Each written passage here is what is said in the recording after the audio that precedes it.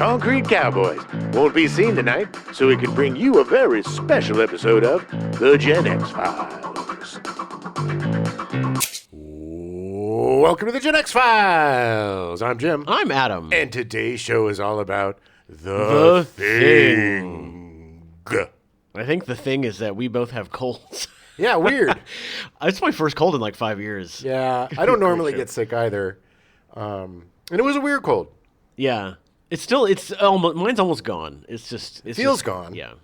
Just can't really. I just sound like I'm pinching my nose a lot. Take yourself back to 1982. Nice. January 9th, a 20-person Indian expedition team lands on the east coast of Antarctica, raising political questions about India's ultimate intentions in the Antarctic, which is the focus of mounting international tension over who should control its potential energy and food resources. Okay. Well, we're like 50 years later. What's going on? I don't think India got a foothold in Antarctica. I could be wrong. Crisis averted.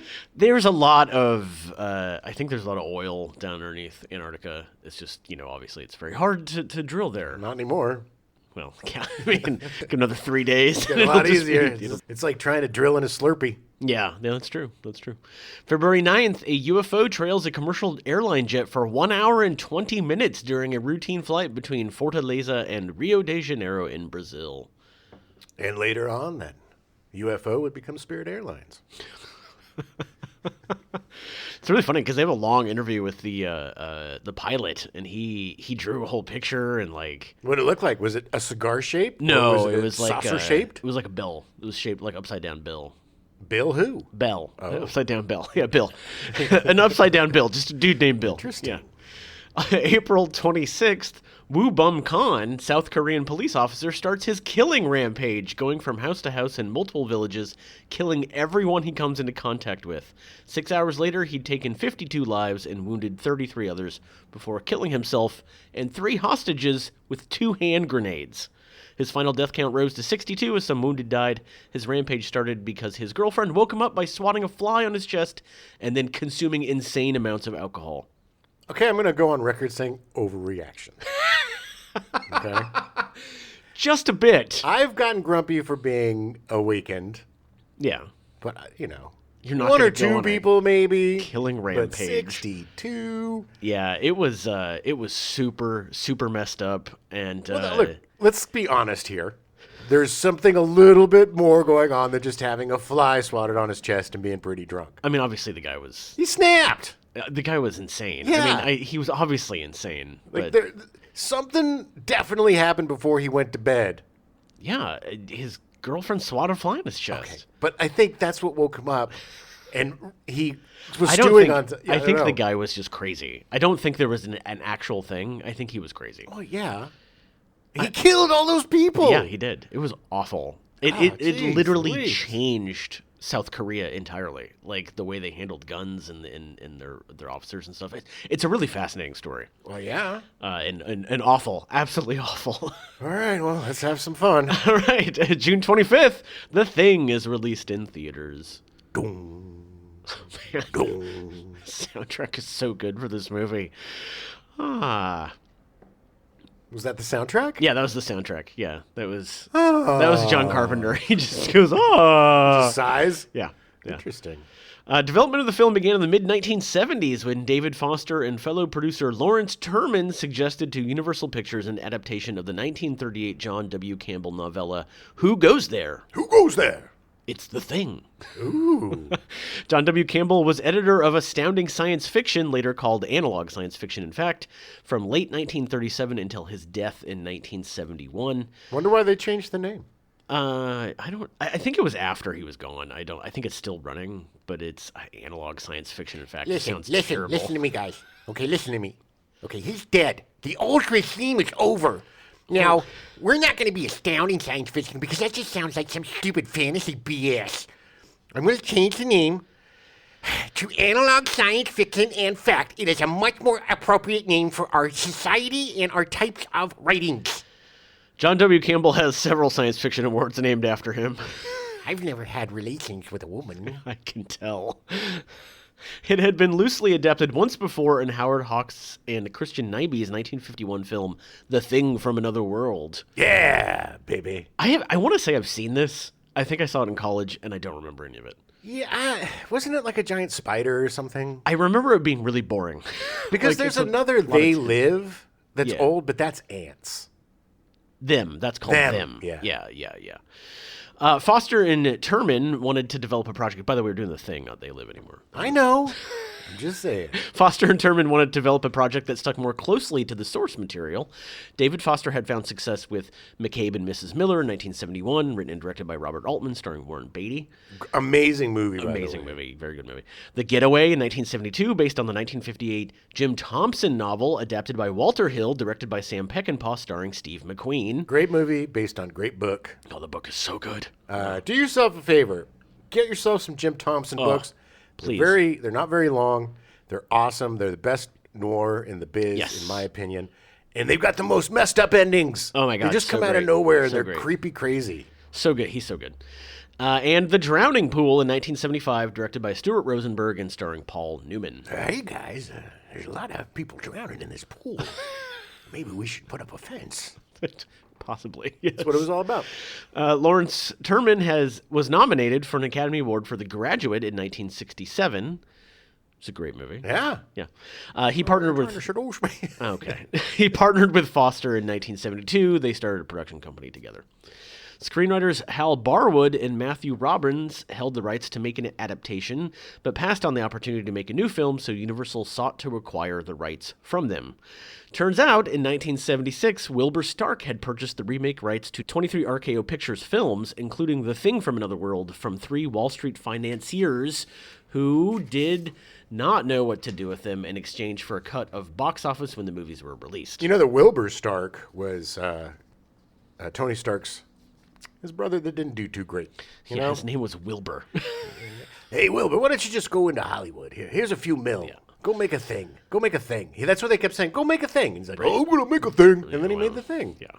Universal in He's turn a literalist, Adam. He was a literalist. Universal in turn acquired the rights to remake the film from Stark, resulting in him being given an executive producer credit on all print advertisements, posters, television commercials, and studio press material. Nice. Wilbur Stark had a reputation for buying up old properties and remaking them for a profit. That's the Stark family way, baby. Yeah.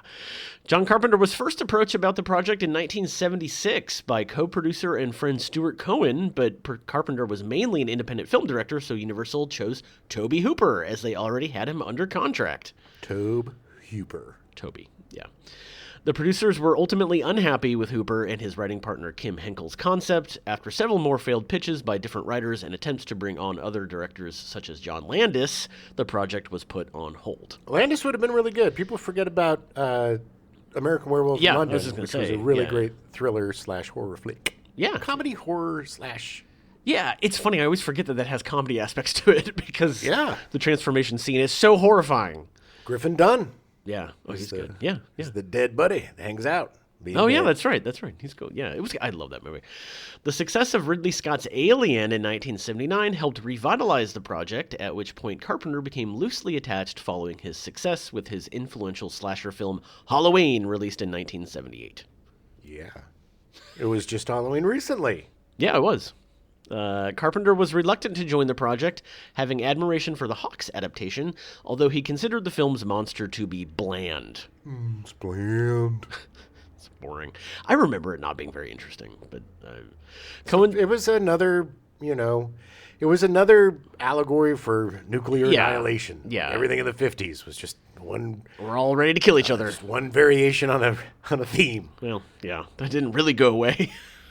Cohen suggested that he read the original novella. Carpenter found the creepiness of the imitations conducted by the creature and the questions it raised interesting.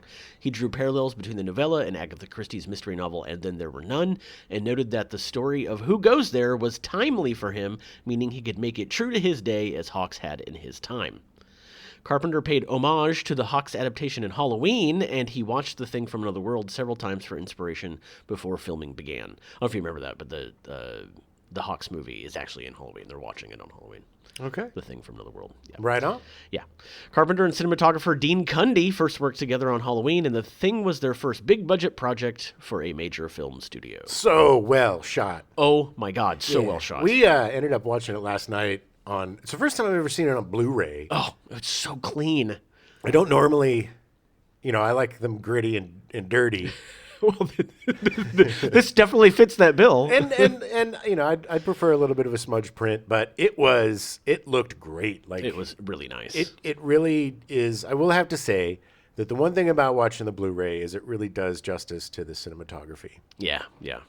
Several writers developed drafts for The Thing before Carpenter became involved, including Logan's Run writer William F. Nolan, novelist David Wiltz, and Hooper and Henkel, whose draft was set at least partially underwater, and which Cohen described as a Moby Dick-like story in which the captain did battle with a large non-shape-shifting creature. Yeah, this does not sound interesting. Yeah, they made that movie eventually, and they called it The Abyss. Technically, they did. Kristen Stewart was in a movie called Underwater, which is literally this exact concept. Yeah? Giant creature underwater, which is a really good movie, actually, but it's literally that concept. Literally? Yeah, the giant monster harassing them 5 miles under the water. The writers left before Carpenter joined the project. Carpenter said that the scripts were awful as they changed the story into something it was not and ignored the chameleon-like aspect of the thing. Carpenter did not want to write the project himself after recently completing work on Escape from New York and having struggled to complete a screenplay for The Philadelphia Experiment, which I did not realize Carpenter wrote the Philadelphia Experiment screenplay. Yeah, he really struggled on that script. It was not great. He never quite found his way out. No. Once Carpenter was confirmed as the director, several writers were asked to script The Thing, including Richard Matheson. Your favorite. Yeah, he's everywhere.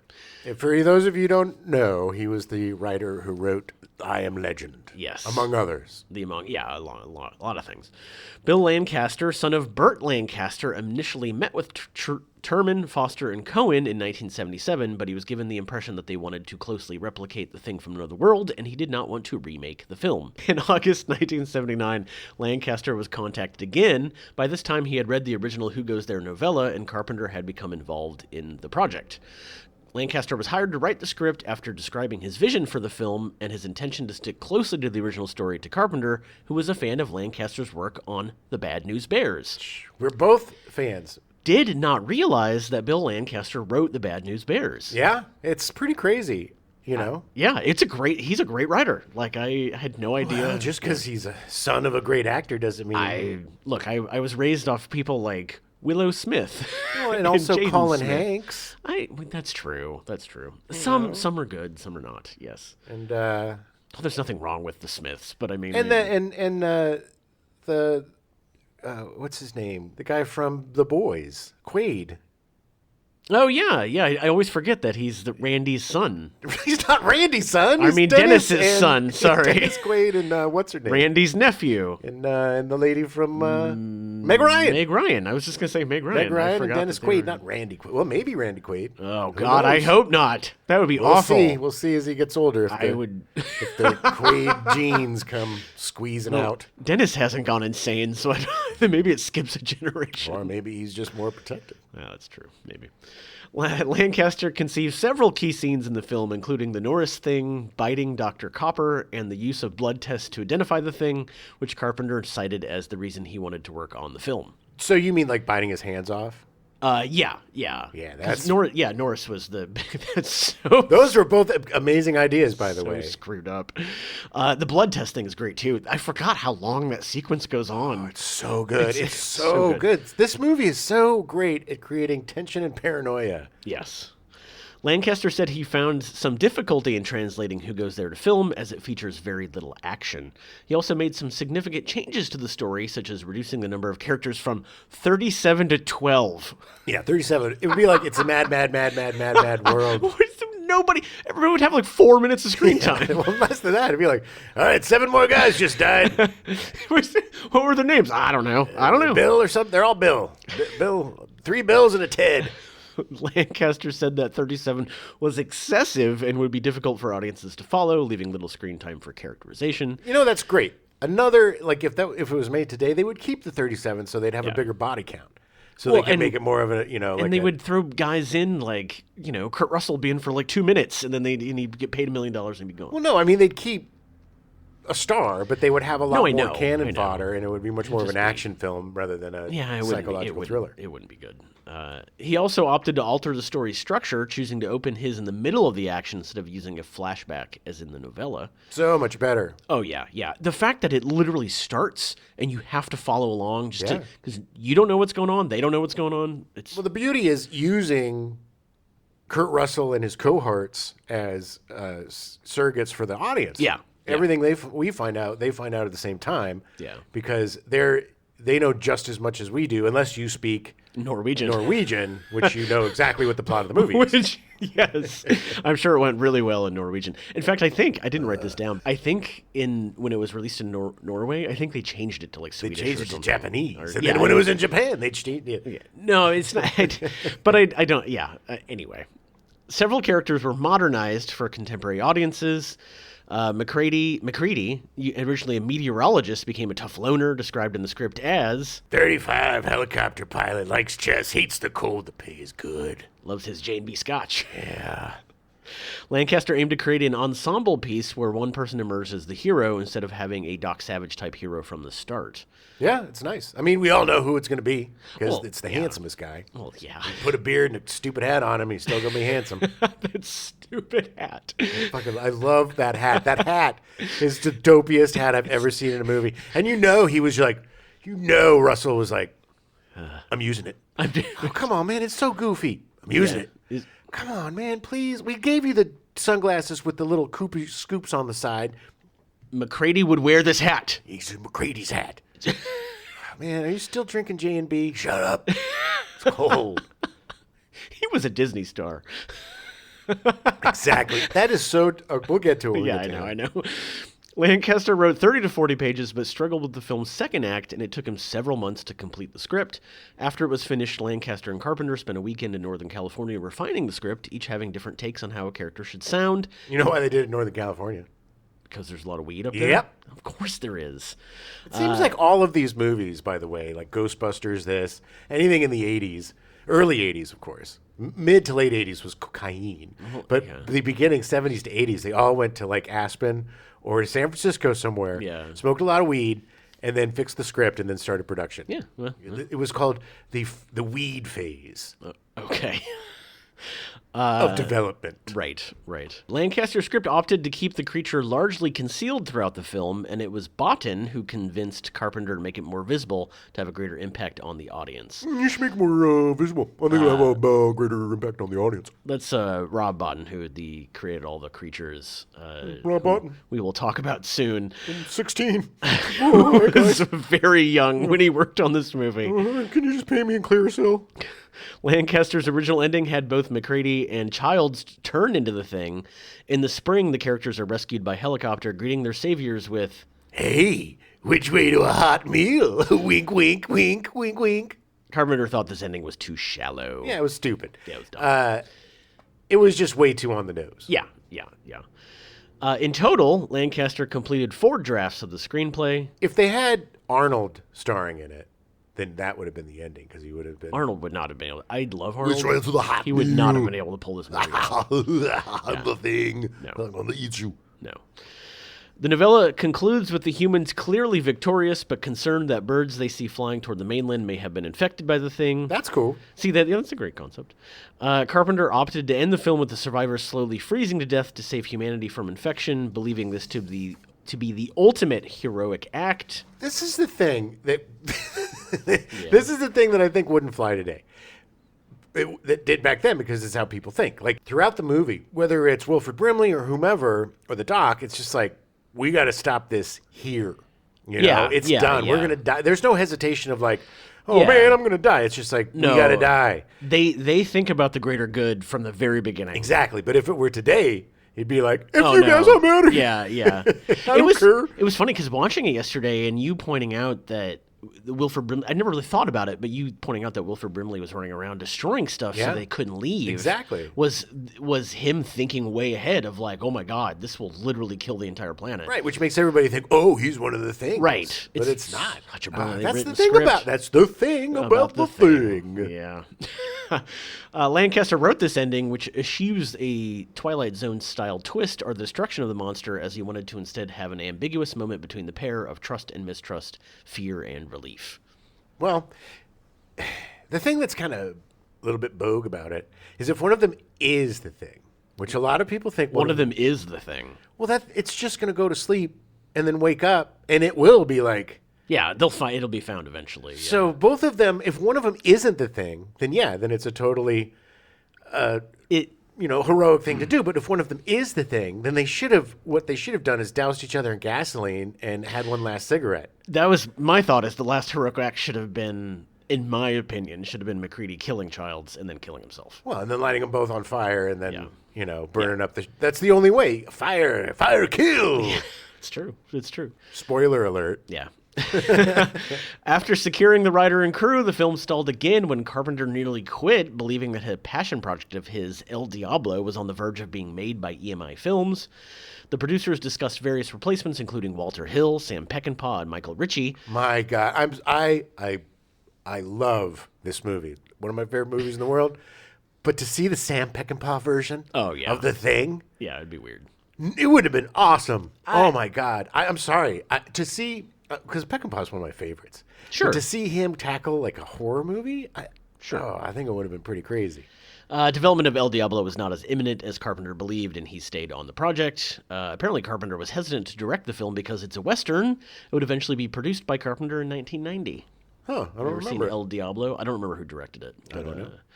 So they moved on to casting. Kurt Russell was cast as R.J. MacReady, the helicopter pilot. Wait, is his name Mac Ready? Yes. No, Mac is ready. Mac is always ready. Yeah. Kurt Russell was involved in the production before being cast, helping Carpenter develop his ideas. Yeah, he didn't even ask him. He just would show up at his house. Calling him what you guys working on? Hey. I got some ideas. Got some ideas for you. Have you seen my new hat? Oh, Jesus, it's his hat again. Have the guy wear this hat. I'll let you borrow it. That was actually the main reason they didn't want to cast him, was because of that hat. He's bringing the hat. He brought the hat, guys. He literally wore the hat in to talk about the movie. You like my hat? Russell was the last actor to be cast in June 1981, by which point second unit filming was starting in Juneau, Alaska. Juneau. Yeah. Carpenter had worked with Russell twice before on Elvis in 1979 and Escape from New York in 1981, but wanted to keep his options open. It's kind of mean. This is the second movie now where he's done this with Kurt Russell, where he's kind of like, maybe. At least he cast him in this one. Yeah, I get it. Like some directors don't want to be associated with just one actor. They want to try new stuff. I mean, they obviously do good work together, but it just seems like a no-brainer. I mean, maybe it's because Kurt Russell was like, hey, I have some ideas for you. And John's like, yeah, dude, I'm good. Keep it to yourself, Hatso.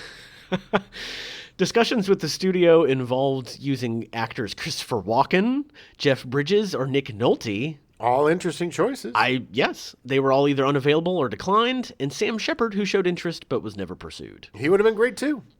Yeah, I agreed. Tom Atkins and Jack Thompson were strong early and late contenders for the role of MacReady, but the decision was made to go with Russell. Now, Tom Atkins, he was in Season of the Witch, right? Yes. Yeah, he's got that everyman. He could have been in that movie. Yes. Any part, really. Totally. Yeah. In part... Jack Thompson, too. Wasn't he the actor turned senator turned actor? Maybe. He was in the... Was that Jack Thompson? Maybe so. It is. Yeah, okay. It is. He ended up being a politician. Okay. He was in one of the Die Hard movies. I think Die Hard 2. Yeah, that sounds right. But he'd show up and stuff, but he was also a politician. Yeah. He was a good dude. I think he passed. Yes, I do believe so. In part, Carpenter cited the practicality of choosing someone who had found reliable before and who would not balk at the difficult filming conditions. It took Russell about a year to grow his hair and beard out for the role.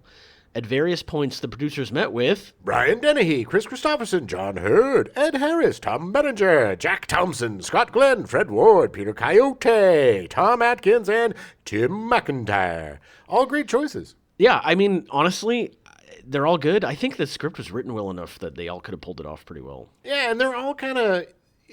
like Ed Harris definitely has the gravitas Yeah, to do it. yeah. Chris Christopherson's got that gruff kind of everyman beardo, Yeah. part. Dennehy, an amazing actor. Dennehy would have been great. you know.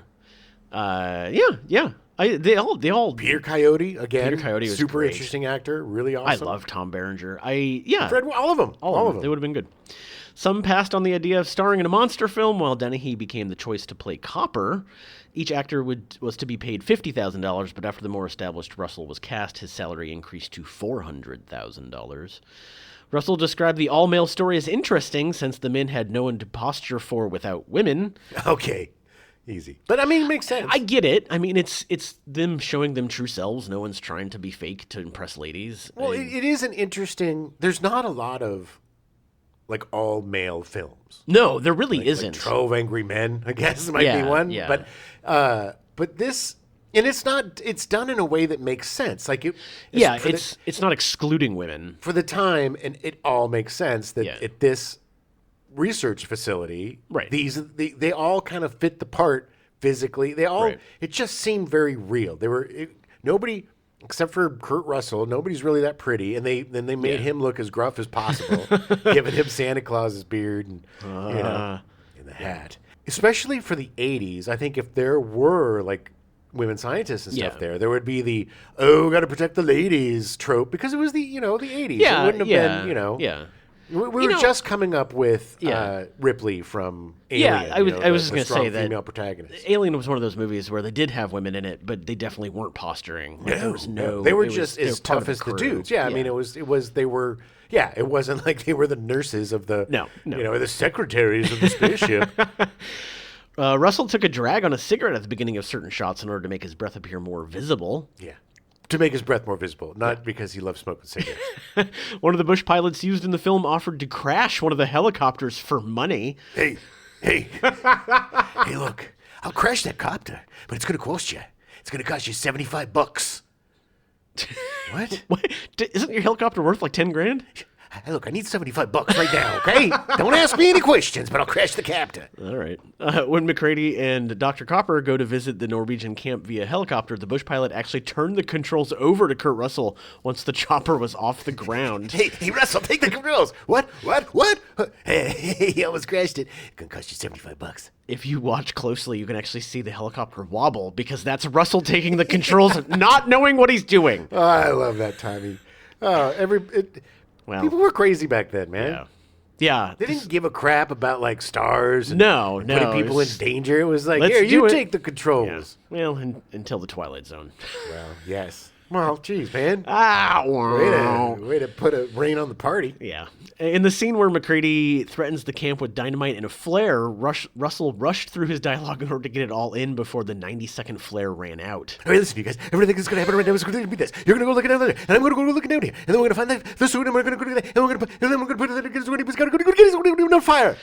You know what's funny? I knew this before watching it again last night, and it didn't seem like he rushed through anything. No, because it's already a tense moment. You would Yeah. be doing it anyway. You Yeah, know, it's like yeah. it adds to the, to He's the literally holding dynamite. yeah. He would rush through it. It's not Yeah. like he's going to take his time. Yeah. Russell, You're wondering why I called you out here to the drawing room. does everyone have their coffee? Everyone sit down. Sitting, comfortable. You comfortable? Yes. Oh, you'll notice I have dynamite in my hand. And a flare. It's lit. Let's put two and two together. It's true, though. It also is ironic that obviously, that flare would have gone out. Then what do you do then? Yeah. Yeah. Well, he's got to get his, Russell and Carpenter played a lot of Pong on set.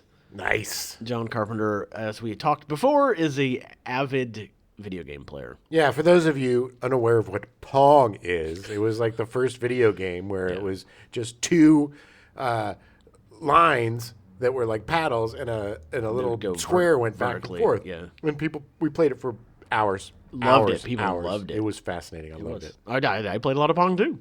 Everybody who grew up at that point, because that's all we had, was Pong. Pong, yeah. They cast Keith David as Childs, the chief mechanic. Yeah, Keith David.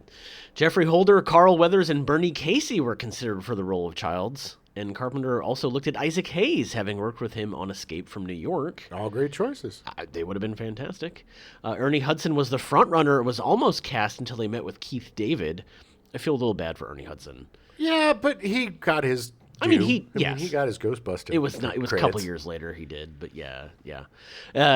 This was the thing was David's first significant film role, and coming from a theater background, he had to learn on set how to hold himself back and not show every emotion his character was feeling, with guidance from Richard Mazer and Donald Moffat in particular. He's astounding in this movie. Astounding. He's so good. I can't. I mean, like I said, all those other guys would be fine, but he made the role his own, and he is such a good foil for McCready, and not in a way that seems forced or fake. No, they have this really good chemistry, and not like, oh, they're great buddies chemistry, but just like working together. There's electricity between the two of them. Yeah, and that makes all of their scenes like pop and crackle. Oh, so good. So snap, good. crackle, and pop, like cereal. They're like Rice Krispies. Yeah. Mazer and David discussed their characters in rehearsals and decided that they would not like each other. Nice. It's the kind of stuff I love, where it's just like, yeah, it's not in the script. This is what we're doing. But I think a lot of them did that because although it's not, there's no explicit like, I don't like you or we're best friends. No. There is definitely relationships within the cast that work really well and are subtle. It's obvious the ones that like each other and the ones that don't. It is very, very convincing as a bunch of guys that have been working together and living together for a long time. Yes, that is exactly what would happen if a bunch of dudes were 6 months in 5 rooms. Smoking a lot of weed, drinking a lot of booze. A. Wilford Brimley is cast as Blair, the senior biologist. Before I got diabetes. Oh, my God.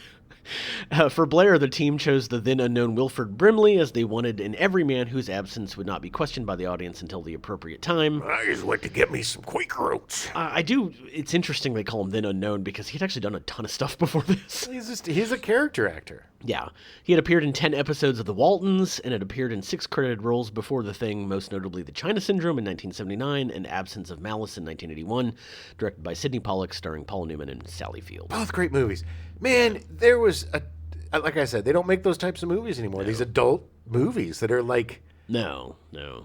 They're like airport books or something. I don't know how to explain them, yeah. But there's this certain type of movie, this adult drama, that just doesn't seem to be made anymore. They're very novel-like. Like, it is very, like, literature. Like, it's like you're reading a 1955 novel. Yeah, it's like a low-burn thriller type of thing. Yeah, you know, It's not too fancy, and it's not too crazy, but it's super entertaining. Yeah. The intent with Blair was to have him become infected early in the film, but off-screen, so that his status would be unknown to the audience, concealing his intentions. See, I don't think he was infected. I don't think he was either. I don't think he was until the moment when they came to him and he was like, "I'm good now, guys. I'm good." Like, I think when he was smashing stuff, he saw what was going on.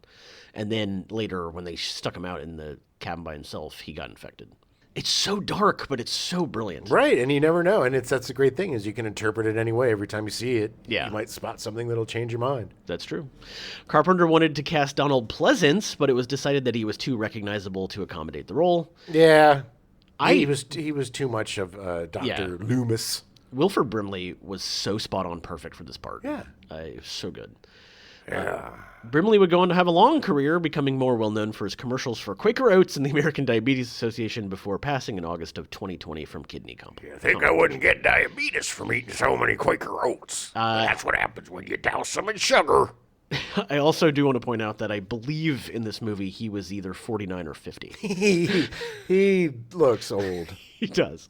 T.K. Carter was cast as Knowles, the cook. He's another one of those guys that as soon as I saw him, I love that dude. And anytime I saw him in something, I would watch it because T.K. Carter was in it.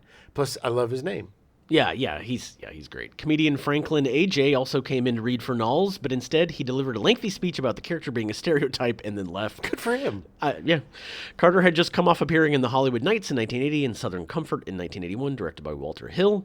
He continues to act, most recently appearing in an episode of Stumptown in 2020. Yeah, it was great to see him. And that was a great show. I think it was canceled, but I really liked that show. Yeah, I think it was too. It's really disappointing. It sucks because it was, I tell you, there needs to be a resurgence of the Private Eye show. Yeah.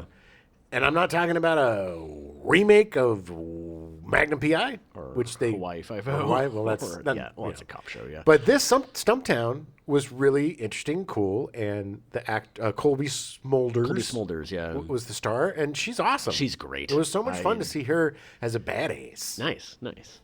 David Clennon was cast as Palmer, the assistant mechanic. Rob Bottin, the special effects wizard, lobbied hard to play Palmer, but it was deemed impossible for him to do so alongside his existing duties. Hey guys, I really want to play the part. As we learn more about Rob Bottin, you realize that the man never stops working. No. Well, there's a reason why. Yeah. As the character has some comedic moments, Universal brought in comedians Jay Leno, Gary Shandling, and Charles Fleischer, among others. They opted to go with actor David Clennon, who was better suited to play the dramatic elements. Clennon had read for the Bennings character, but he preferred the option of playing Palmer's blue-collar stoner to a white-collar science man. Yeah. In 1980, Clennon provided the voice for Admiral Motti in NPR's Star Wars: The Original Radio Drama. He sure did. He was a regular on the TV shows Barney Miller. He would later win an Emmy for his guest appearance on the sitcom Dream On, starring Brian Benben. Brian Benben. Anytime I can say Brian Benben, I will. Yeah, I'm sure Brian Benben appreciates it. Clennon is staunchly anti-war and opposes any glorification of war in film or TV, especially in relation to the Vietnam War. In 2018, he opposed 4 Emmy nominations for Ken Burns' documentary program, The Vietnam War, feeling that it contained half-truths, distortions, and omissions about the war. David Clennon's line, You gotta be effing kidding. is Kurt Russell's favorite and never fails to make him laugh. It's great. And it's been used over and over and over and over and over again in every other movie. It's with a few so variations like, this can't be effing happening. Yeah, yeah. Or you gotta be effing kidding me. Everybody uses that now. This line is funny, and it was good. Yeah. Maybe it's because it's been overused so much, but my personal favorite line was with when he came up after the dog thing was trapped in, and he was like, "I don't know what it is, but it's ugly and pissed off," or whatever. Clennon continues to work, most recently appearing in The 11th Green from 2020, starring Campbell Scott, about Eisenhower covering up the existence of aliens. Ooh. Yeah, I don't think it did terribly well. Well, I never heard of it. Donald Moffat was cast as Gary, the station commander. Powers Booth, Lee Van Cleef, Jerry Orbach, and Kevin Conway were considered for the role of Gary. All great. And Richard Mulligan was also considered when the production experimented with the idea of making the character closer to McCready in age. Well, Richard Mulligan, he was on Soup. Oh, yeah. He was great. Richard Mulligan, he just was a little bit too goofy for me. Yeah. To be, there's a thing. The Powers Booth, Lee Van Cleef, Jerry Orbach, they all would have been good. They would have been fine, but Donald Moffat just looks the part. I mean, he seems like the guy. Johnny Eyebrows. Johnny Eyebrows. What are you guys looking at my face for? My pet caterpillar's gonna escape again? He's so good. When you guys have a chance, could you get me? It's like when he's all tied up. Yeah. He's so good, and he looks like they all are perfectly cast. Yeah. And you buy the fact that these dumpy dudes. Yeah. I mean, I don't think there's ever been horror movies are always, even back then, it was, kids at camp. Yeah. Hot teenagers doing hot teenager things. And my favorite horror movie is a bunch of middle-aged dudes, dealing with in the coldest things place on from another Earth. planet. Yes. Yeah. But it's so perfectly cast, and all of these guys fit the part so well that makes it so much more absorbing. This is one of the most absorbing movies that that just sucks you into the world and punishes you from the very beginning. Yeah. Mm-hmm. It is so good. It's so funny. The movie starts and it's just the shot of this cliff, and it goes on for a while. And I was like, oh, and then tiny little helicopter. Like you think it's going to come roaring over this cliff. No, tiny little helicopter in the distance. Oh yeah, but it starts in space with that. Well, yes. Spoiler alert. It's the first shot. I always forget about that first shot. Yeah. No, which, granted, was 100,000 years ago. So right. Yeah. And it's just, I don't know. It is just, like you said, it just starts and doesn't stop. And not that it's like some super fast-paced action flick. No. It is slow as molasses, but not in a bad way. Yeah. It is. It's like being a part of it. You're in. Yeah. You're chained to the chair with the rest of these guys, waiting to figure out what the F is going on because, holy moly. And nobody had ever seen effects like this at the time. No, Nobody had ever seen something so gross and drippy and gippy and blech and so well done. I remember the first time I saw that head peel off and get the tongue dragging it across the floor, and then it turns into a spider thing.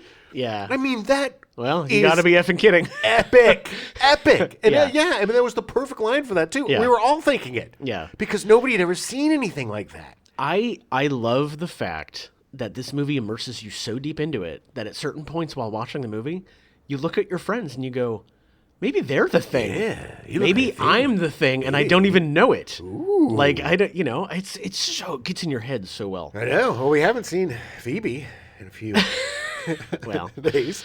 She's out destroying the kitchen. And where's the cat? I haven't seen the cat either. I believe the cat is the thing. Oh, God. Yeah, definitely. Moffat had a long career appearing in Popeye just before starring in The Thing. It's your Jim's favorite movie of all time. Moffat would later be best known for his film roles as Lyndon B. Johnson in The Right Stuff in 1983 and as the corrupt president in Clear and Present Danger in 1989 and his appearances in West Wing. Was it Clear and Present Danger? Yeah. Remember when he He's said that? so good. Yeah, he is. He's amazing. Even with those brows. But he also looked exactly, he's one of those guys that looked like he was 60 years old since he was 30. So, yeah, totally. He passed away in December 2018 from a stroke. Oh, what a shame. Such an amazing character actor. Such a great guy with such a great career. Yeah. Richard Mazer was cast as Clark, the dog handler. I love him. Yeah, he's so good. Richard Mazer also read for Gary, but he asked to play Clark instead as he liked the character's dialogue and was also a fan of dogs. I like dogs. And just a small disclaimer, if you are a fan of dogs and you've never seen The Thing, you might not want to watch The Thing. There's a lot of doggy deaths. There's a lot of weird dog stuff in this. Pretty effed up dog. Yeah. Torture porn going on here. It's bad. He was on One Day at a Time, I think. Richard Mazer? Mazer. Yeah, That's where I remember him from. But, yeah. And also he was on It, playing he was. Stanley, the older Stanley character who kills himself and then his head pops up in the fridge. Hey guys, man. Mazer worked daily with the wolf dog Jed and his handler Clint Rowe during rehearsals as Rowe was familiarizing Jed with the sounds and smells of the people. This helped Mazer's and Jed's performance on screen as the dog would stand next to him without looking for his handler. Nice. Mazer described his character as one uninterested in people but who loves working with dogs. And coincidentally enough, that's Richard Mazer. But I tell you, if I had to pick, I would have picked the dog guy. Oh, yeah. I would have been like, I get to hang out with dogs all day. Yeah. Instead of stinky old Wilford Brimley, no brainer. He went to a survivalist store and bought a flip knife for his character and used it in the confrontation with David's character, which I believe that Russell eventually takes it from him. He does. But that's what's so great. All these guys are bringing little chunks. To this story and to their performance, which adds to all of the immersion. I mean, everybody in here is a great actor who's bringing their... They're making the parts their own. Exactly. Yeah. Mazer turned down a role in E.T., the extraterrestrial, to play Clark. Of course he did. It was a crap role. It was probably a cop or maybe the scientist is like, he's dead. Well, they cast him as in the lead. As E.T. or as... No, as Elliot. What's going on with this alien? Hey, Mom. Hey, Mom. Zero charisma. Richard Mazer started his career in TV, making many guest appearances before being best known for his part in Rhoda. Rhoda! He would later appear in It, as Jim said, in 1990. Yeah. He would serve 2 terms as president of SAG in the late 1990s. Yeah, he did. I voted for him. Oh, did you? Mm-hmm. Great. Mazer continues to work and most recently can be seen in guest appearances on the new Magnum P.I. and Bull. Ugh, both of those shows. Magnum P.I., F you for remaking that, and I refuse to watch it, never will. And it doesn't make the original go away, Jim. No, it doesn't. But it turns a new trove of fans on that might watch the original. I don't think so. Okay. Richard Dysart was cast as Dr. Copper, the physician. William Daniels and Dennehy were both interested in playing Dr. Copper, and it was a last-second decision by Carpenter to go with Richard Dysart. William Daniels looks a little bit like Richard Dysart. Dennehy, too big. I think... was he at the time? I mean, I guess he's always a big guy. Dude. Yeah, he's a big dude. But William Daniels was too wimpy. It was perfect. Yeah. He looked like, again, this guy looked like a doctor. Yeah. I totally bought it. Bought the second him you see as him. Yeah, it's just like no questions asked. Yeah. Dysart made a name for himself in being there in 1979. He would be most well known and win Emmys for his part on L.A. Law, Yeah. which came later. For a scene where Dr. Copper's arms were severed, a real-life double amputee stand-in was used wearing a mask in the likeness of Dysart. Crazy. Well, they didn't have green screen arm removal back then. No. That is nuts. That part is so gross. Yeah. And it's so well done. It is that again too, like that. It's again. This is a very slow burn movie, but the jump scares or the scares come out of nowhere and are because it's already. Yeah. What is so great about this, and what is so great about Carpenter as a director, is it is already a tense scene because the guy is, they got to bring him back. He's dying. He's hurt. dying, yeah. There's chaos in the room. Everything's going on. Nobody's blah blah blah. And then in the midst of that, his stomach opens up and eats the guy's arms, and everybody's like, "What the f?" It is. This movie is just perfection, baby. Yeah. Even to the point when they're doing the blood thing and the jump scare happens, you know it's going to happen, you and know it it's coming. still scares the crap You out of you. just don't know which guy it's going to be. Yeah. And then you look over and the guy's like, vibrating. Yeah. Richard Dysart passed away in April 2015 after a long battle with cancer. Oh. Yeah. Thomas J. Waits as Windows, the radio operator. Windows. In early drafts, Windows was called Sanchez and later Sanders. But they met a young Bill Gates who gave him $5 million to call him Windows 97. And they're like, why 97? Not Windows 82. No, because he had a vision of the future. Yeah. The name Windows came when the actor Thomas Waits was in a costume fitting and tried on a large pair of dark sunglasses, which the character wears in the film. He literally went around going, "My name is Windows now." Oh, gross. Waits started as a stage actor. In 1982, Waits competed with Matt Dillon and Kevin Bacon to land the role of Bobby in David Mamet's Pulitzer Prize-winning play American Buffalo. But again, he was like, "I'm wearing sunglasses. Yeah. And you're calling me Windows. My name's Windows. It's my good luck charm." Carpenter Russell saw him in this and cast him as Windows in The Thing. Waits continues to act and can most recently be seen in 645, a horror film from 2021. Awesome. Yeah. Charles Hallahan as Norris, the geologist. Hallahan started on TV, making a number of guest appearances on shows like The Rockford Files, Happy Days, Hawaii Five-0, Dallas, All in the Family, Soap, and Lou Grant. In 1979, he made appearances in the horror film Nightwing and Going in Style, the feature film debut of Martin Brest, starring George Burns, Art Carney, and Lee Strasberg. Okay, Going in Style, just because it sounds like it isn't a horror movie. No, it's not. Going in Style is actually a really fun movie about old guys robbing a bank or something, I think. Yeah, I think they're robbing a bank. Yeah, they made a remake of that wasn't as good. But if you want to watch the original, do it. Fun. Yeah. Because George Burns and Art Carney are man, brilliant. they're so funny. For the chest chomp scene, Hallahan spent 10 days sitting for molds of his face and body.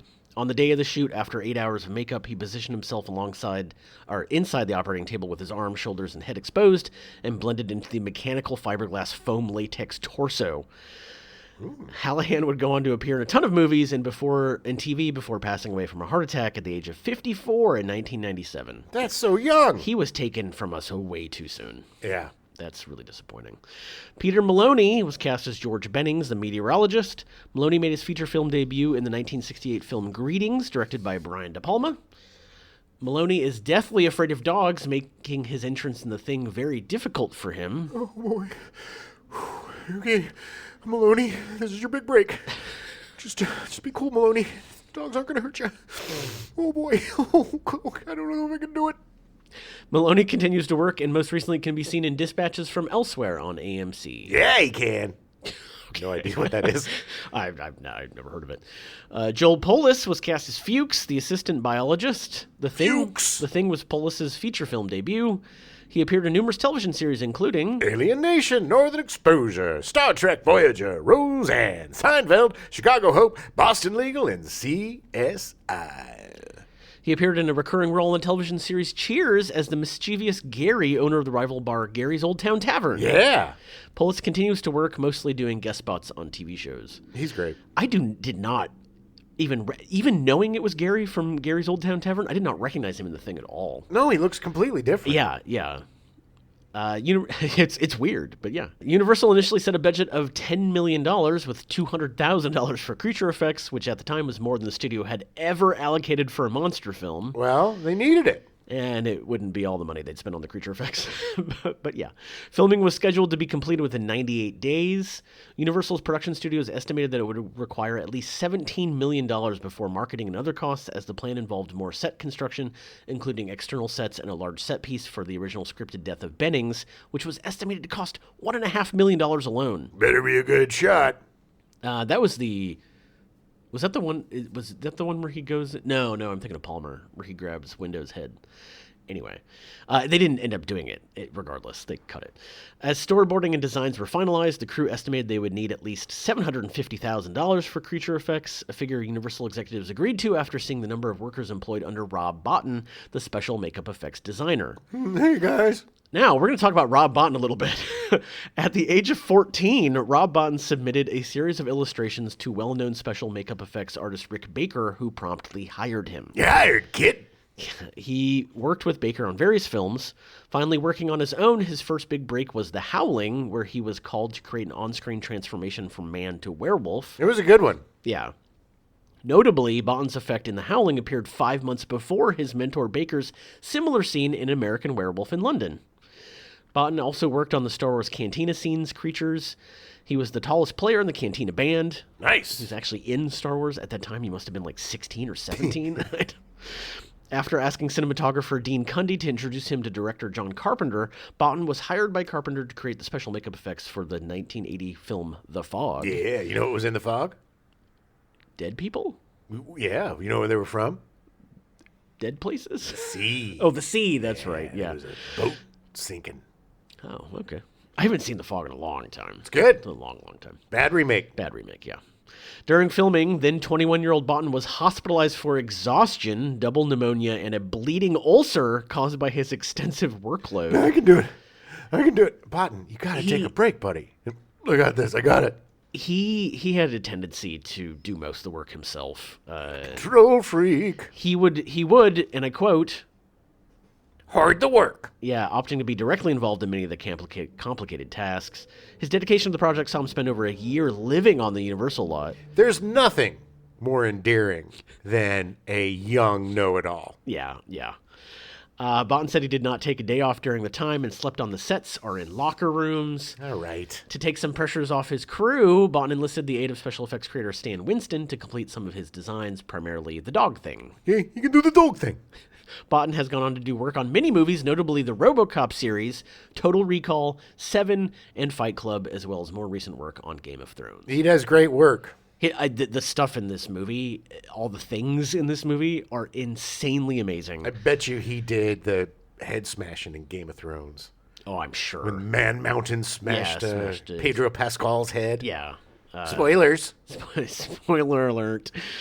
Associate producer, first AD, and Russell's brother-in-law, Larry Franco, was responsible for making the budget work for the film. Hey, my name's Larry Franco, and I make numbers work.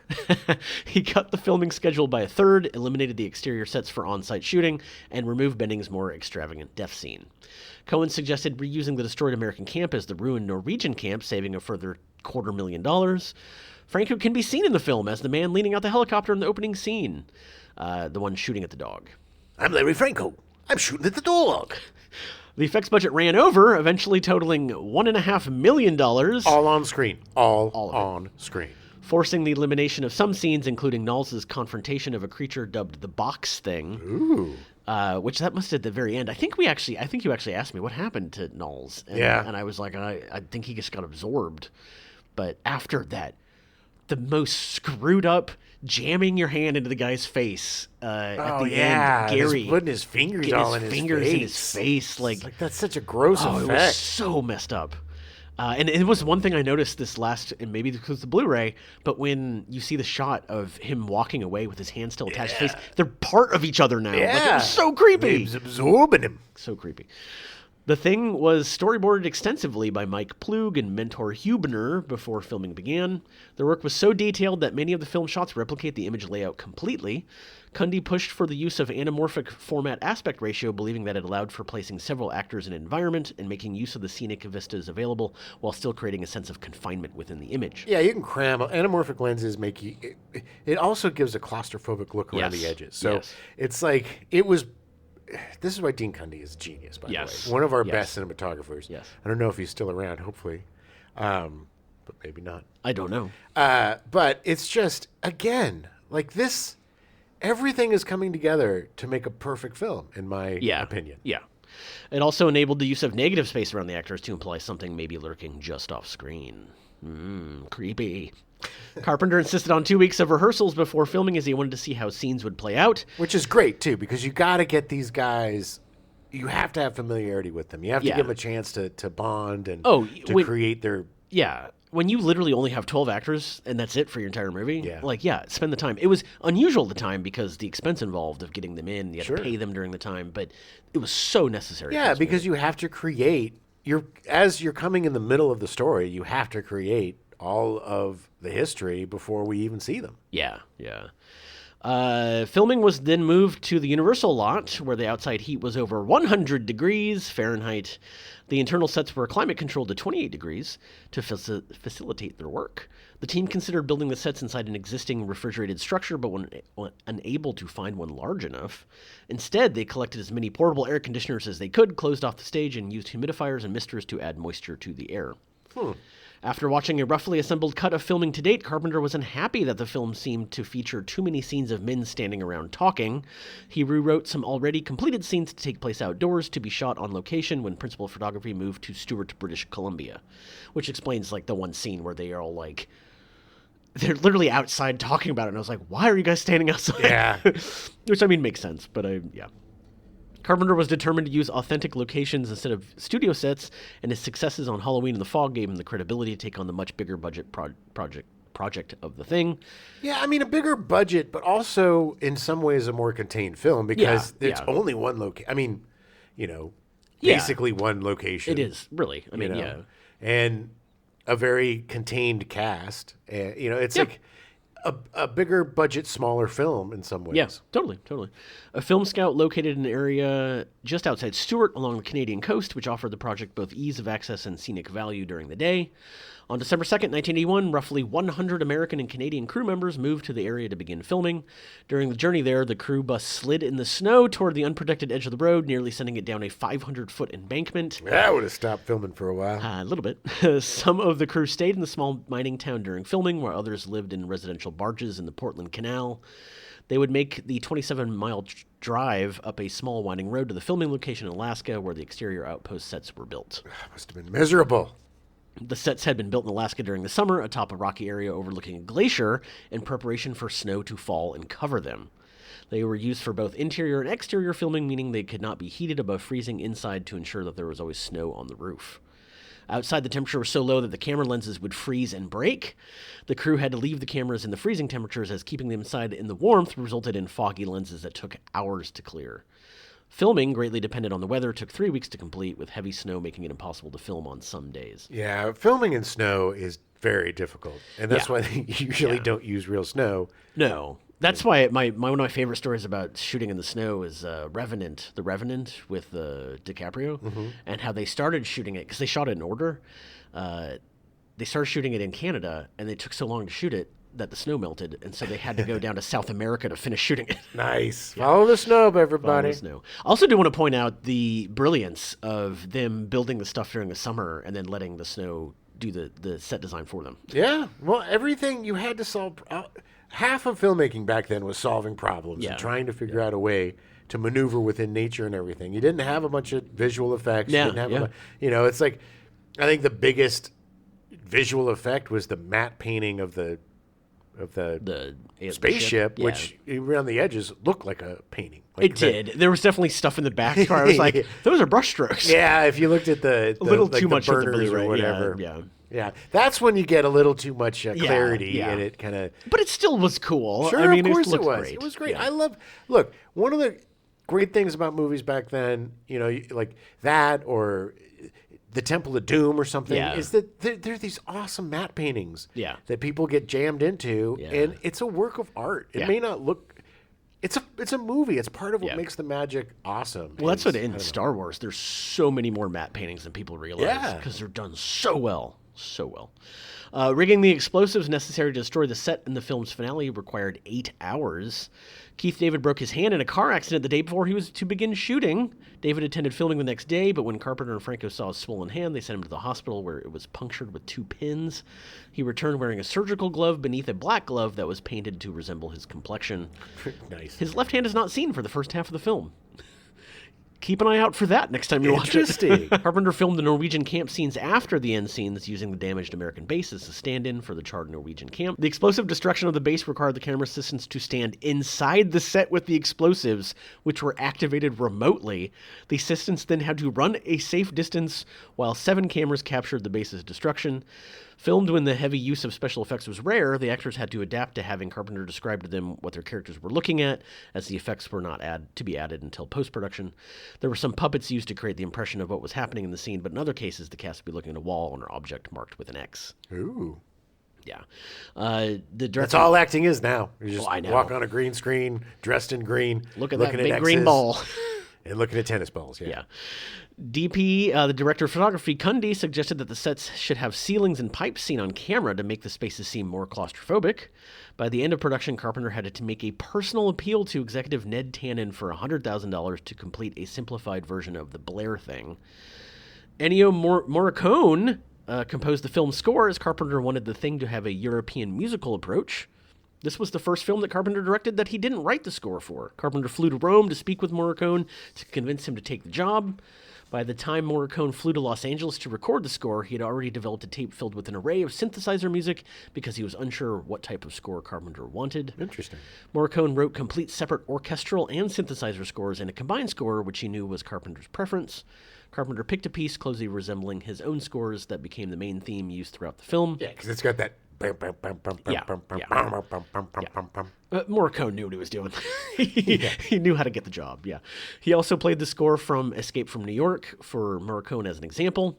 Morricone made several more attempts bringing the score closer to Carpenter's own style of music.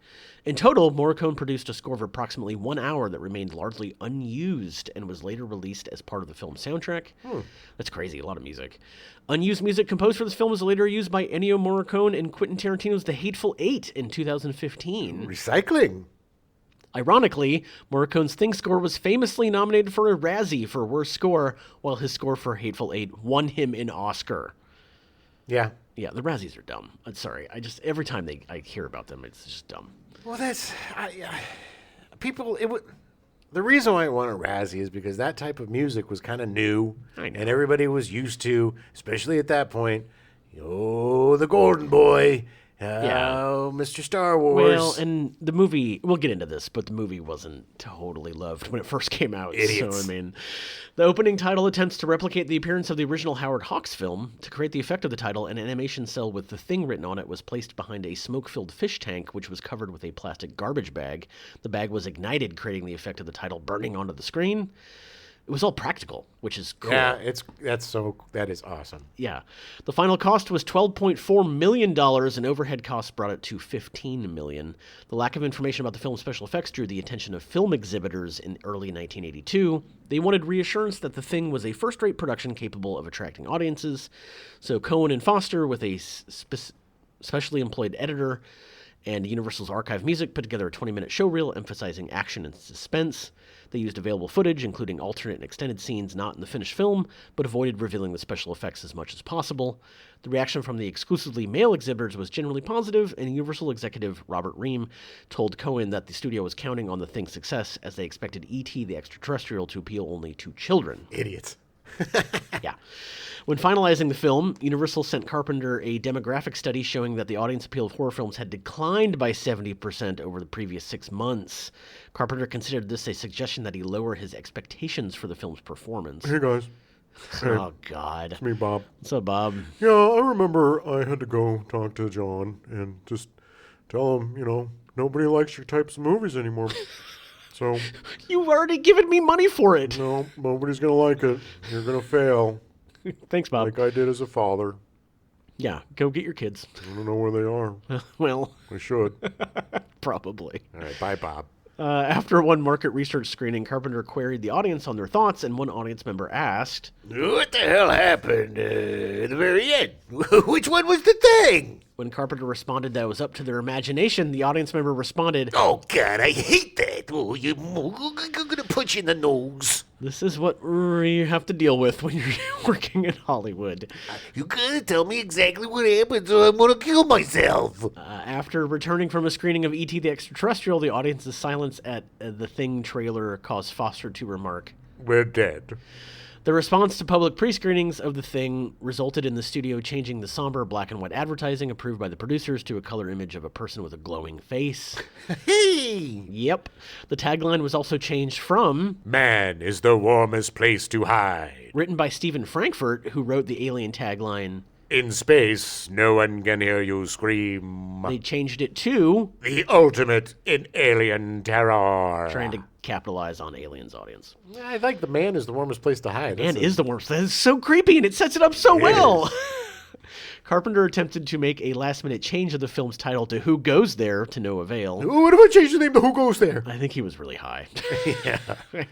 In 1981, horror magazine Fangoria held a contest encouraging readers to submit drawings of what the thing looked like. Ooh. Winners were rewarded with a trip to Universal Studios. Yeah, it used to cost $16 back then. Now it's $116. 60. Yeah. On its opening, wait, Universal Studios? I don't know. No, it's $116 to Really? get for one day. Good Lord. Yeah. On its opening day, a special screening was held at the Hollywood Pacific Theater, presided over by Elvira, Mistress of the Dark, with free admission for those in costume as monsters. I love Elvira. She's great. At the cast and crew screening, the actors, including Kurt Russell, believed the film had lost a lot of its relationship work due to the monster effects, and Matt painter Albert Whitlock called the film offensive. Okay, this is offensive. I find this offensive. Offensive. I mean, it's really gross. So, like, I can understand if you're very sensitive, sure. Only Rob Bottin and his crew believed they had made something amazing. Most of the actors have changed their minds about the film in subsequent years. Yeah. The Thing was released in the United States on June 25th, 1982. During its opening weekend, the film earned $3.1 million from 840 theaters, an average of just under $3,700 per theater, finishing as the number 8 film of the weekend behind Supernatural or Poltergeist with $4.1 million, which was in its 4th weekend of release, and ahead of action film Megaforce with $2.3 million. Do you not remember Megaforce? Megaforce was a Chuck Norris movie. In fact, I know this because my best friend Damien growing up, literally whenever something really dumb happened in a movie, because there's a point where he drives a motorcycle and like jumps it and is like shooting people. It's so bad and it's so cheesy. Megaforce. Every time something bad like that happened in a movie, we'd look at each other and go, Megaforce! Yeah. Always chasing them. Always chasing them. It dropped out of the top 10 grossing films after 3 weeks and ended its run earning a total of $19.6 million against its $15 million budget. Criminal. Making it only the 42nd highest grossing film of 1982. Criminal. It wasn't a box office failure necessarily, but it wasn't a hit either. Yeah, and that's kind of not where you want to be. No. The film received negative reviews on its release and hostility for its cynical, anti-authoritarian tone and graphic special effects. Excuse us for making a realistic, gritty film. Some reviewers were dismissive of the film, calling it the Quintessential moron movie of the 80s. and Instant junk. Wretched excess. Starlog's Alan Spencer called it a Cold and sterile. horror movie attempting to cash in on the genre audience against the Optimism of E.T., the reassuring return of Star Trek II, the technical perfection of Tron, and the sheer integrity of Blade Runner. I'm going to go on record and say that I actually like The Thing more than all of those movies. Yeah. I mean, they're all good, don't get me wrong. Maybe except Blade Runner. But Blade Runner at the time, yeah. literally talking about The Thing right now, we just watched it last night, and talking about it right now, I want to sit down and watch it again. Oh, yeah. Yeah. The Thing from Another World actor Kenneth Tobey and director Christian Nyby also criticized the film. Isn't that like our film? Nyby said, If you want blood, go to the slaughterhouse. All in all, it's a terrific commercial job for J.B. Sketch. Carpenter took the criticism personally. I take every failure hard. The one I took the hardest was The Thing. My career would have been different if it had been a big hit. The movie was hated, even by science fiction fans. They thought I had betrayed some kind of trust, and the piling on was insane. Even the original movie's director, Christian Nyby, was dissing me. Since its release, cultural historians and critics have attempted to understand what led to the thing's initial failure to connect with audiences. In a 1999 interview, Carpenter said audiences rejected the thing for its nihilistic, depressing viewpoint at a time when the United States was in the midst of a recession. This movie, if it was released in 1974, would have been the biggest hit of that year. Oh, yeah, yeah. Because that was the time. It's the same thing as we talk about, like, decade to decade. You know, Yeah. the 80s, the early 80s is like the end of the 70s, but now we're like into 82. Yeah. And, you know, with E.T., and we're in the middle of the blockbuster age, you know, after Yeah. Star Wars. And now we know that movies, you know, can open at $100 million and everybody's got to love it. And, you know, and let's be positive, and Reagan, rah, rah, rah. It was the early rah-rah Reagan years, yeah. And to have this realistic portrait of paranoia, and It would have worked much better in like even 5 years earlier. because it was a nihilistic time after during the Vietnam War, Yeah. just right after the Vietnam War, people were ripe for this kind of stuff. But you know, as we got into the 80s, it became so the cocaine. Yeah. But it became so superficial, and everybody was about shoulder pads and happy endings and, you know, Yeah. body counts and this and that. We were losing depth. Yeah. In the 80s, there's some of my favorite films in the 80s. Some of the greatest films were made in the 80s.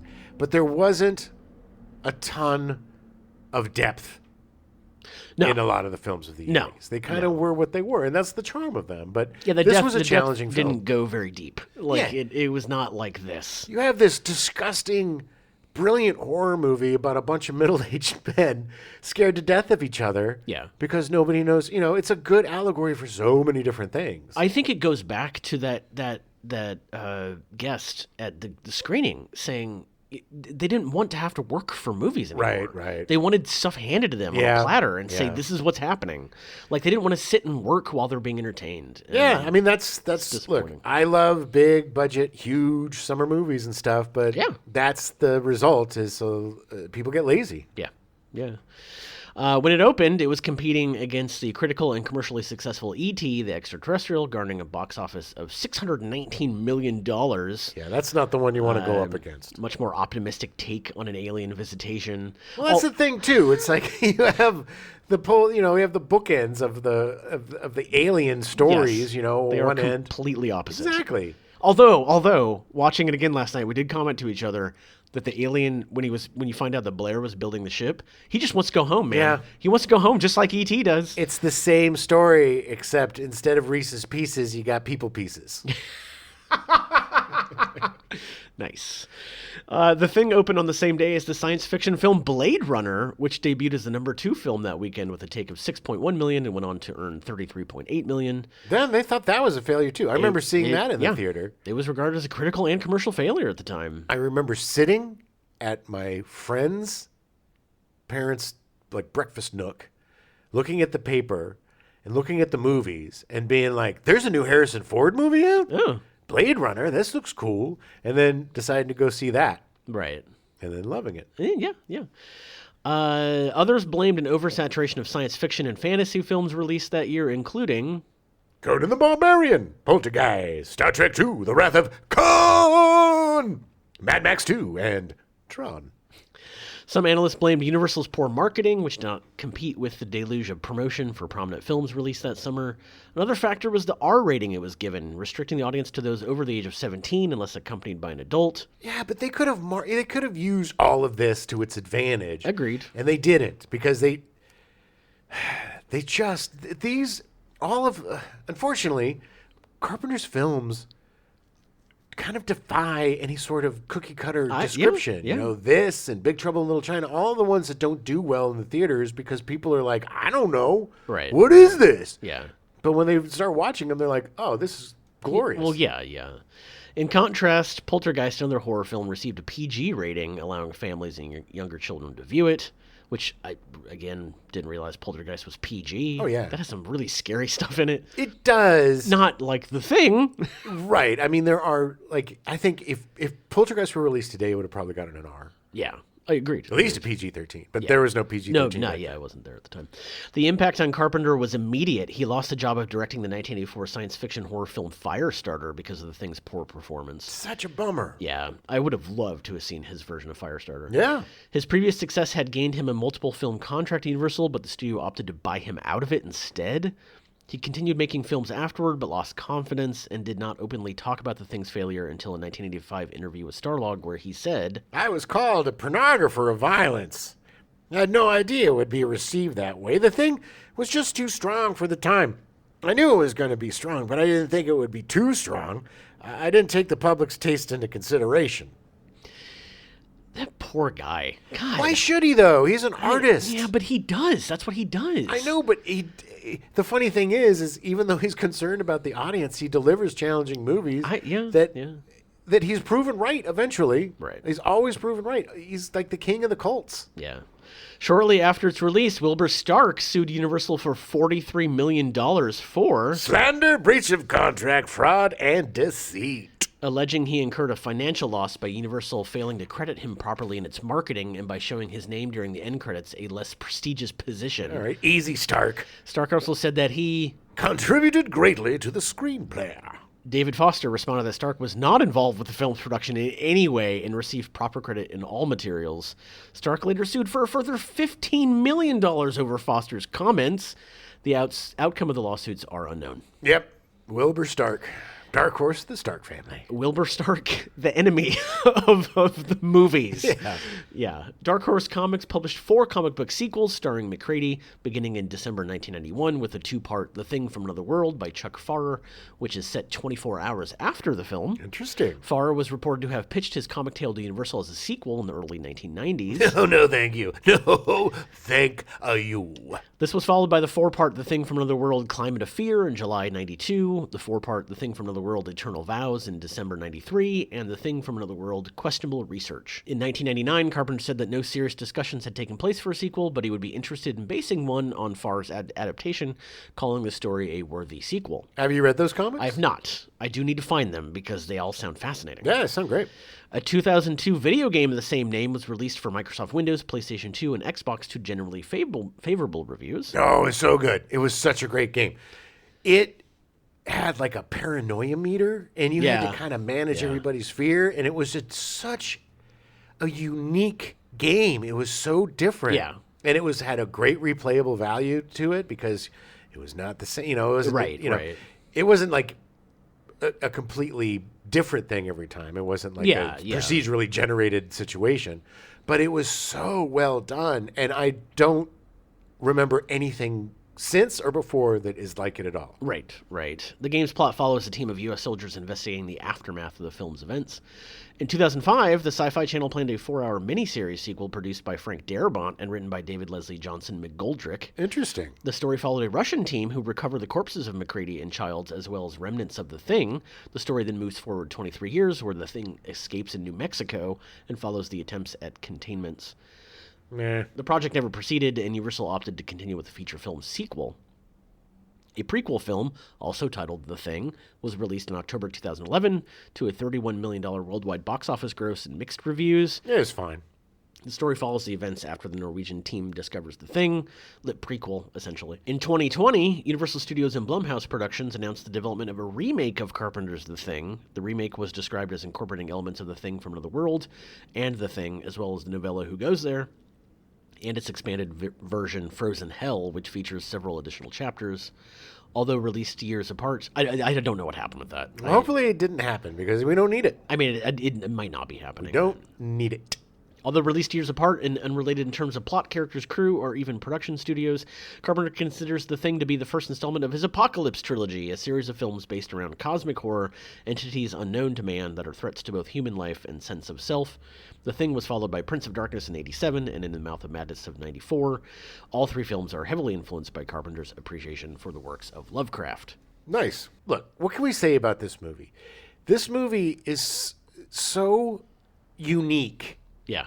In terms of film and horror film. This is probably why it's my favorite, because I think it gets you in a way like watching Halloween or watching Friday the 13th or even Nightmare on Elm Street or any of these horror movies. It's fun and it's goofy.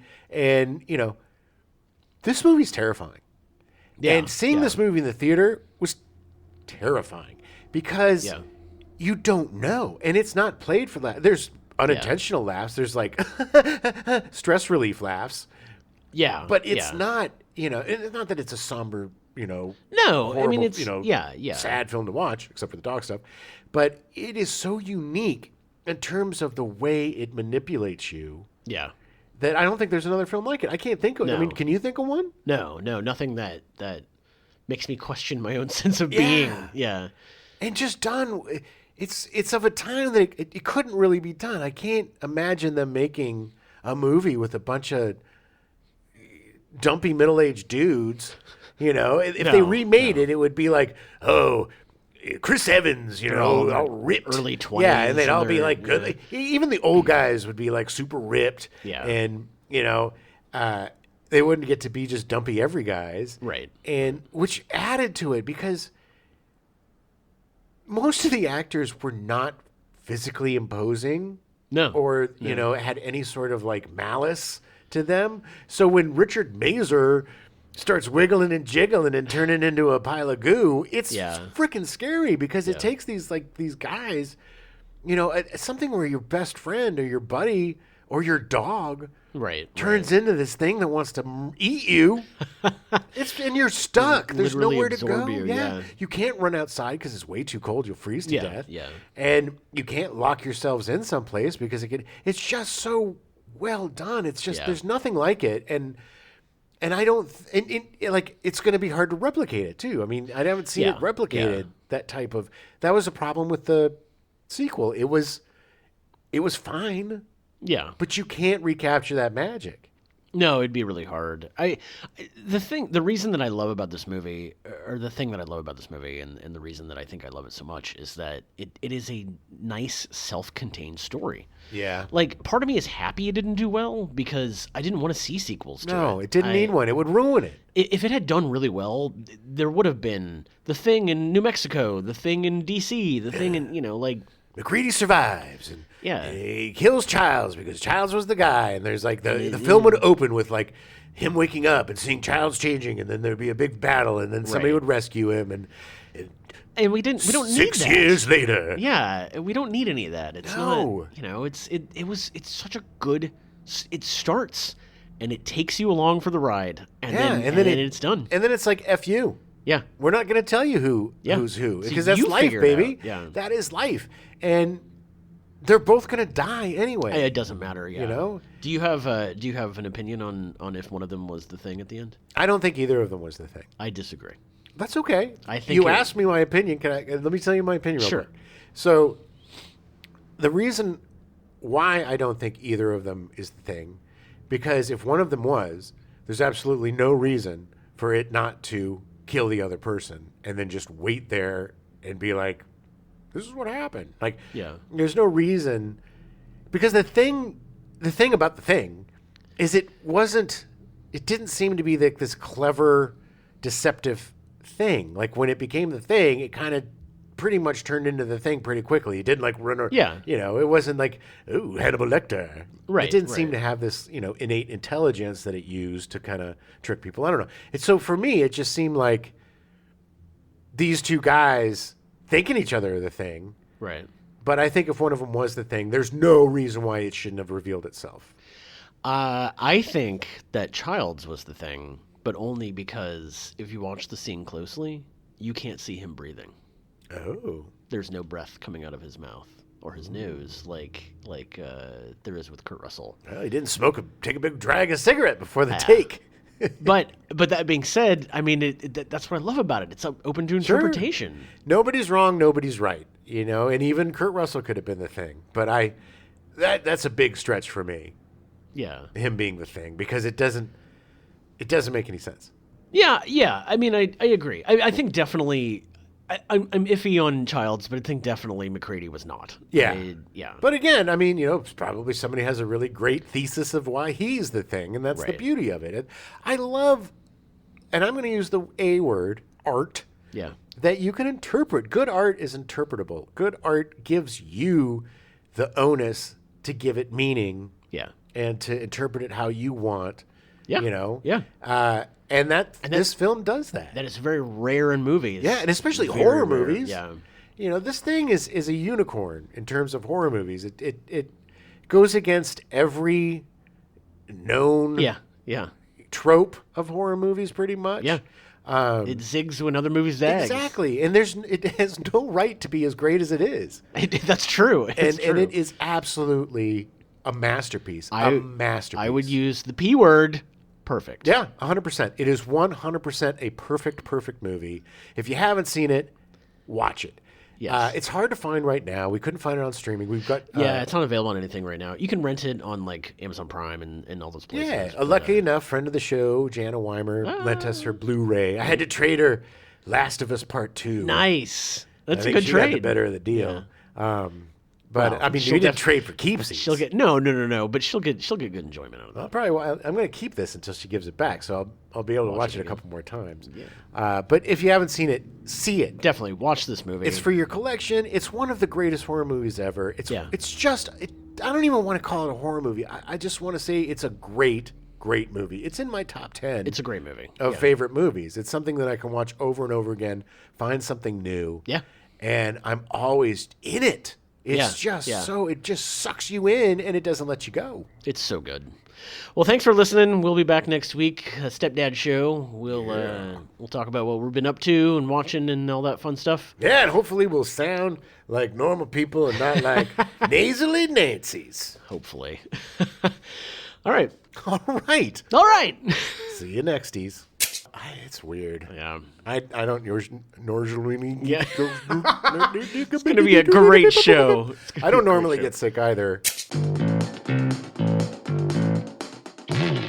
We now return you to your regularly scheduled programming, The $6 Billion Man, already in progress.